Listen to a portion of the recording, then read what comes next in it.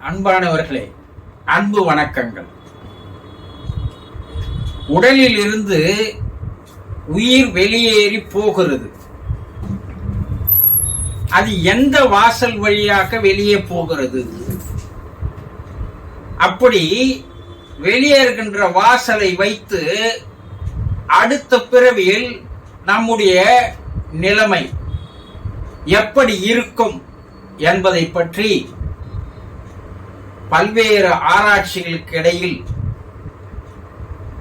அகத்தியர் அவர்கள் கர்ம காண்டம் என்ற நூலிலே தெளிவாக எழுதி வைத்திருக்கிறார். சித்தர்களிலே மாபெரும் சித்தர், தலையாய சித்தர், தலைமை சித்தர் என்று அழைக்கக்கூடியவர் அகத்தியர்.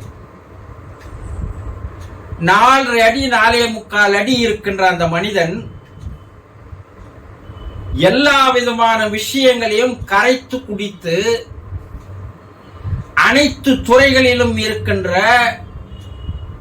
நுட்பங்களை, சூட்சுமங்களை தெளிவாக ஓலைச்சுவடிகளில் எழுதி வைத்து சென்றவர் அகத்தியர் பெருமானவர்கள். அப்படி அவர் எழுதியிருக்கின்ற அந்த கர்ம காண்டம் என்ற நூலிலே ஒரு மனிதனுடைய உயிர் உடலில் இருந்து எந்த வாசல் வழியாக வெளியேறுகிறது, அதை வைத்தே அவனுடைய அடுத்த பிறப்பினுடைய நிலைமை எப்படி அவன் வாழ்வான், எந்த மாதிரி அவனுடைய வாழ்க்கை இருக்கும் என்பதையெல்லாம் எழுதி வைத்திருக்கிறார். ஒரு மனிதனுக்கு உடம்பிலே 9 வாசல்கள் இருக்கிறது. நவதுவாரங்கள் என்று சொல்லுவார்கள்.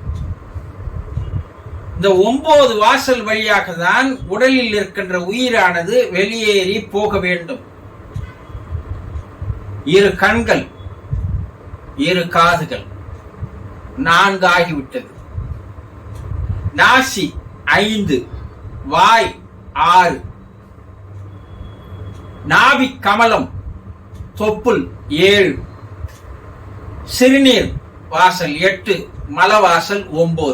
இந்த 9 வாசல்கள் வழியாக தான் உடலில் இருந்து உயிரானது ஏதாவது ஒரு வாசல் வழியாக வெளியேறும்.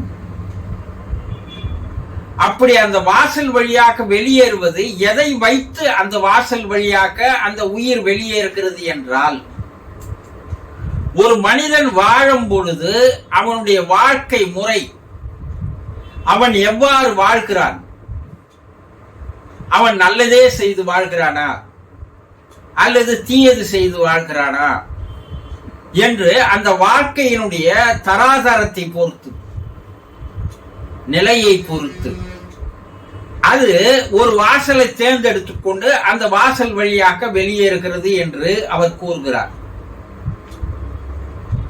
ஒரு மனிதன் வாழும் பொழுது அதிகமான புண்ணியங்களை சேர்த்திருந்தால் அந்த வாசல் எந்த வாசல் வழியாக வெளியேறுகிறது, அதிகமான பாவங்களை சேர்த்திருந்தால் அது எந்த வாசல் வழியாக வெளியேறும் என்பதையெல்லாம் தெளிவாக எழுதி வைத்திருக்கிறார். பாவ புண்ணியங்களை பொறுத்தே இது வாசலை அந்த உயிர் தேர்ந்தெடுக்கிறது வெளியேறுவதற்கு. 100% நல்லதே செய்து, நல்லதே பண்ணி, நல்லதே எண்ணி உலக ஜீவராசிகள் அனைத்திற்கும் துன்பம் செய்யாமல், வேதாத்ரி மகரிஷி அருட்தந்தை அவர்கள் ஒரு சிறிய சூத்திரத்தில் அனைத்தையும் அடக்கி விடுவார்கள். என்ன? எந்த நேரத்திலும் எந்த சூழலிலும் எந்த விதமான உயிரினங்களுக்கும் தீங்கு செய்யாது வாழ்பவன் எவனோ அவனே மனிதன் என்று சொல்லிவிடுவார். எந்த சூழ்நிலையிலும், எந்த காலகட்டத்திலும், எந்த ஒரு ஜீவராசிகளுக்கும், எறும்பு முதல் யானை வரை, மனிதன் வரை, எந்த ஒரு ஜீவராசிகளுக்கும் சிறு துன்பமும் விளைவிக்காதவாறு மனதளவிலே, வாயளவிலே, செயலளவிலே எவன் ஒருவன் சரியாக செயல்படுகிறானோ அவனே மனிதன் என்று கூறுவார். இவனைத்தான் புண்ணியவான் என்று சொல்வார்கள். புண்ணியங்களை அதிகமாக வாழ்க்கையில் சேர்த்து கொண்டவன் என்று பெயர். அதுபோல ஒரு மனிதன் தான் வாழும் காலத்தில் நினைவு தெரிந்ததில் இருந்து எந்த ஒரு உயிரினங்களுக்கும் துன்பம் விளைவிக்காமல், எந்த ஒரு மனிதர்களுக்கும் கெடுதிகள் செய்யாமல், தீயது செய்யாமல், மனசாட்சிக்கு பயந்து, இறைவனுக்கு பயந்து, ஒவ்வொரு எண்ணத்தையும் கூட நல்ல எண்ணமாக, பேச்சை கூட, வார்த்தையை கூட நல்ல வார்த்தைகளாக, செயலை கூட நல்ல செயல்களாக செய்து வாழ்ந்து வந்தால் அவனுடைய உயிரானது கண்களின் வழியாக வெளியேறுகிறது. அப்படி கண்களின் வழியாக அந்த உயிர் வெளியேறுமையானால் அவன் அடுத்த பிறப்பில் ஒரு நல்ல மனிதனாக, மாமனிதனாக, மகானாக, அவதாரமாக தான் பிறப்பெடுப்பான். அந்த பிறப்போடு அவனுடைய பிறப்பு அருந்து போகிறது, பிறப்பில்லாத நிலை ஏற்படுகிறது என்று கூறுகிறார். 100% புண்ணியங்கள் செய்தவர்கள், சிறு பாவங்கள் கூட செய்யாதவர்கள், அவர்களுடைய கண்களின் மூலமாக அந்த உயிர் வெளியேறுகிறது. அடுத்த பிறப்பில் அவன் அவதாரமாக மற்றவர்கள் வணங்கக்கூடிய, போற்றக்கூடிய, புகழக்கூடிய வகையிலே அவனுடைய வாழ்க்கையானது இருக்கும் என்று எழுதியிருக்கிறார். சரி, புண்ணியங்கள் ஒரு 90% தெரிந்தோ தெரியாமலோ ஒரு 10% அவன் பாவத்தை சேர்த்திருந்தால் அவனுடைய உயிரானது காதுகள் வழியாக வெளியேறுகிறது. அப்படி அவன் காதுகள் வழியாக வெளியேறும் போது அவனுடைய அடுத்த பிறப்பு என்பது நல்ல அறிவாளியாக, ஞானியாக, நல்ல சிந்தனையாளனாக, அனைத்தையும் முற்று நோக்கி செவிகளின் வழியாக தனக்குள் சேர்த்துக் கொள்பவனாக அவனுடைய வாழ்க்கை அமையும். படித்தவனாக, ஒரு விஞ்ஞானியாக, ஒரு அவனுடைய வாழ்க்கை அறிவனுடைய சிகரத்தில் இருப்பவனாக அவன் வாழ்வான் என்று கூறுகிறார். சரி, அடுத்ததாக பார்த்தோமையானால் புண்ணியம் 3/4 பங்கு, பாவம் 1/4 பங்கு, 75-25% இருந்தால் அவனுடைய உயிரானது மூக்கின் வழியாக, நாசி துவாரத்தின் வழியாக வெளியேறுகிறது. அப்படி வெளியேறினால் அவனுடைய அடுத்த பிறப்பு வாழ்க்கை நல்ல வாழ்க்கையாக அமையும். நல்ல பெற்றோர்களுக்கு நல்லது ஒரு பிள்ளையாக அவன் பிறப்பெடுப்பான். பொருளாதாரத்தில் நல்ல வசதியோடு இருப்பான். வறுமை என்பது தெரியாத நிலையில் அவன் வாழ்வான். இறைவனுடைய அருளும் கடாட்சகமும் அவனுக்கு இருந்து கொண்டிருக்கும் என்று எழுதுகிறார். ஓரளவு அடுத்த பிறப்பில் அவன் பிறக்கும் போது முன்பிறப்பில் செய்த பாவங்களை குறைத்துக் கொள்வதற்குண்டான வழிகளிலே அவனை ஆன்மீகத்தில் அதிக நாட்டம் உடையவனாக அடுத்த பிறப்பு அவனுக்கு அமைகிறது. அந்த பிறப்பில் அவன் முழுமையாக புண்ணியங்களையே செய்பவனாக அவன் மறுபிறப்பு எடுக்கிறான் என்று கூறுகிறார். சரி, அடுத்து 60% பாவம், 40% புண்ணியம் என்று இருப்பானேயானால் அவனுடைய உயிரானது வாயின் வழியாக வெளியேறுகிறது. அப்படி வாயின் வழியாக வெளியேறுகின்ற அடுத்த பிறப்பு அவனுக்கு சாப்பாட்டிற்கே, உணவிற்கே கஷ்டப்படக்கூடிய நிலையில், மிக வறுமையான நிலையில் அவன் பிறப்பெடுப்பான் என்று கூறுகிறார்.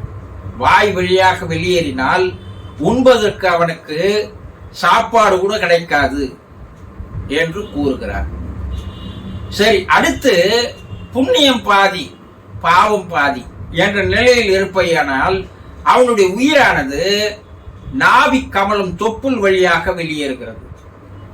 அப்படி தொப்புள் வழியாக வெளியேறுபவன் அவனுடைய பிறப்பு, அடுத்த பிறப்பு ஊனமுற்றவனாக, அங்கங்கள் குறைந்தவனாக, தீராத நோய் இருப்பவனாக, நோயாளியாக அவனுடைய பிறப்பு அமையும் என்று கூறுகிறார். சரி, அடுத்தது பார்த்தோமையானால் 80% பாவம், 20% புண்ணியம் என்று இருக்குமேயானால் அவனுடைய உயிரானது சிறுநீர் வழியாக, சிறுநீர் போகின்ற அந்த உயிர்நிலை வழியாக உயிர் வெளியேறும்.